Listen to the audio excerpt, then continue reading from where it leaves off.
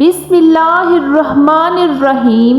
नाज़रीन करام, ईद का दिन खुशी और मुसरत का होता है, लेकिन जैसे जैसे ईद के दिन नज़दीक आते हैं मुर्दे क्यों रोते हैं और ये दुआ करते हैं कि काश कभी ईद ना आए। हम लोग तो ईद की खुशी मना रहे होते हैं, लेकिन मुर्दे गम मनाते हैं। कुछ मुर्दे ऐसे हैं जो कि ईद आने पर बहुत दुख में आ जाते हैं और बहुत बड़ी मुसीबत उन पर आने वाली होती है। इस वजह से वो लोग बहुत परेशान होते हैं। आप सल्लल्लाहु अलैहि वसल्लम ने इरशाद फरमाया, अगर कोई शख्स रमज़ान के महीने में इंतकाल करता है तो उसके ऊपर अजाब नहीं होता और कब्र में उससे सवाल जवाब नहीं किए जाते, चाहे वो कितना भी गुनाहगार बंदा क्यों ना हो। रमज़ान में उसका इंतकाल हो जाए तो रमज़ान के महीने की बरकत उसको ये मिलती है कि रमज़ान भर न उससे सवाल जवाब होते हैं और ना ही रमज़ान भर उस पर अजाब नाफिज किया जाता है। जैसा कि हदीस पाक का मफहूम है कि कब्र के अंदर मुर्दे के लिए जहन्नम की खिड़की को खोल दिया जाता है और मुर्दा कब्र के अंदर जहन्नम की तपिश को महसूस करता है। तो जो गुनाहगार मुर्दे होते हैं वो इस तरह से जहन्नम के अजाब और गर्मी को कब्र के अंदर महसूस करते हैं। लेकिन जब रमज़ान का महीना आता है तो आप सल्लल्लाहु अलैहि वसल्लम ने इरशाद फरमाया, तो जन्नत के दरवाज़ों को खोल दिया जाता है और जहन्नम के दरवाज़ों को बंद कर दिया जाता है। कब्र से अजाब को हटा लिया जाता है और अल्लाह ताला की रहमतों का नाज़ुल होता है।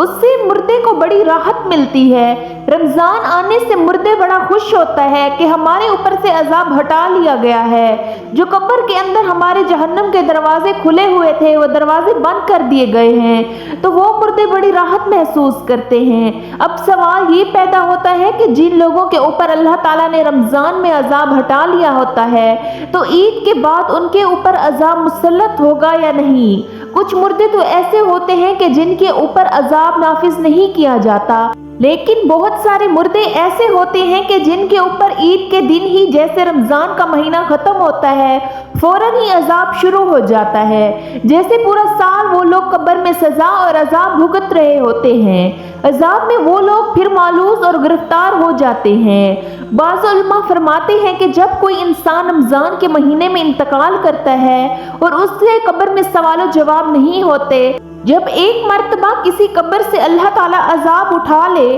तो फिर दोबारा उन पर अजाब नाजिल नहीं करता, बशर्त के इसके लिए कोई ऐसा सवाब कर रहा हो या मगफरत की दुआ कर रहा हो। हर मुर्दे को उसके अमाल के मुताबिक सजा दी जाती है। जो नेक लोग हैं जिनको अल्लाह ताला ने माफ़ कर दिया कि उनको 2, 4 या 6 महीने सज़ा होगी, बस अब रमज़ान के गुजरने के बाद दोबारा उन पर अजाब नहीं होगा। लेकिन अगर कोई बहुत ज़्यादा गुनाहगार है, मसलन कोई ऐसा बंदा जिसका इस्लाम से कोई ताल्लुक नहीं है, जो इस्लाम को जानते हुए भी इस्लाम को मानता नहीं था और कुफ्र और शिर्क का मर्तकब हुआ, तो उस पर रमज़ान के बाद भी अजाब जारी रहेगा। नाज़रीन कराम, जब रमज़ान का महीना ख़त्म होता है तो रमज़ान की बरकतें भी ख़त्म हो जाती हैं। शैतान को कैद से रिहा कर दिया जाता है, मुर्दों पर रहम का मामला ख़त्म हो जाता है। जहन्नम के दरवाजे जो बंद थे वो रमज़ान के जाने से खोल दिए जाते हैं। इन सब बातों का मुर्दों को इल्म होता है कि कब रमज़ान शुरू हो रहा है और कब रमज़ान ख़त्म हो रहा है। तो रमज़ान के जाने से अहले कपूर सोचते हैं कि अब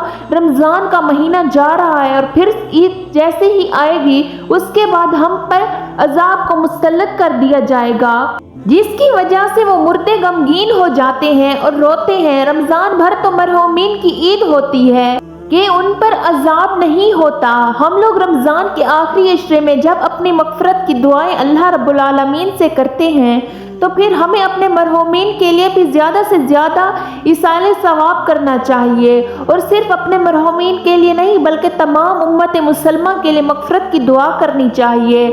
रब्बुल जलाल हम सबको अमल की तौफीक और हिम्मत अता फरमाए और हमारे गुनाहों को बख्श दे। आमीन सुमा आमीन।